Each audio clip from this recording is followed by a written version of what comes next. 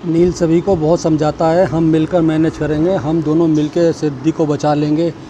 लेकिन सही उसकी बात बिल्कुल नहीं सुनती है और उससे मना कर देती है कि ना ही तुम मेरे रास्ते में आना, अपने परिवार को मुझे कैसे बचाना है वो मैं अपने आप मैनेज कर लूँगी। और वो सभी वहाँ से चली जाती है।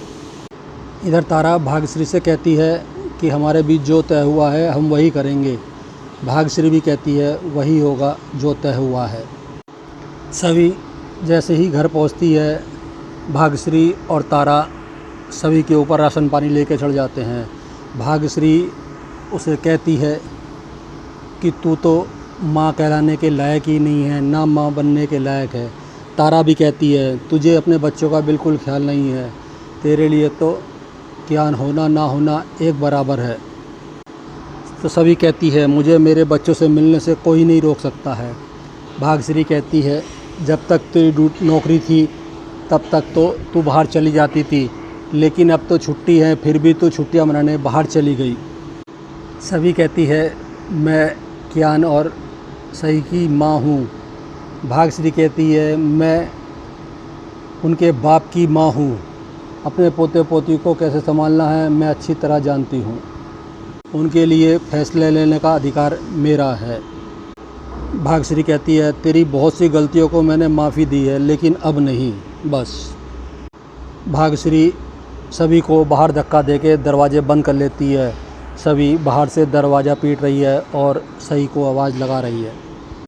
इधर प्रधान हाउस में मंजरी, भूषण जी और विनोद सुबह की चाय पी रहे हैं। तभी नील घर में पहुंचता है। भूषण नील से कहते हैं तू हमको बिना बताए स्विट्ज़रलैंड चला गया। विनोद भी कहते हैं तू जानता है हम सब कितने परेशान थे। नील कोई जवाब नहीं देता है, अंदर जाने लगता है। तभी लीना कहती है तू आज हमारे सवालों का जवाब दिए बिना अंदर नहीं जा सकता। तब नील कहती है उससे पहले आप बताइए आप सभी के घर क्यों गई थी। फिर नील अंदर अपने कमरे में चला जाता है। तो लीना कहती है इसका मतलब नील और सभी इसकी सास ने मुझसे झूठ बोला। इधर भाग्यश्री क्यू को चुप करा रही है और क्यू बहुत रो रहा है। तारा दूध की बोतल देती है तब भी वो चुप नहीं होता है। तारा का हस्बैंड तब समझाता है मम्मी जी आप खुद एक माँ हैं, क्यू दूध के लिए नहीं अपनी माँ के लिए रो रहा है। तभी वहाँ सही आती है और कहती है कि क्यू छोटा बच्चा है, वो परी मम्मा के लिए रो रहा है, मैं तो बिग गर्ल हूँ इसलिए मैं नहीं रोती। तारा और भाग्यश्री उसका मुंह देखते रहते हैं।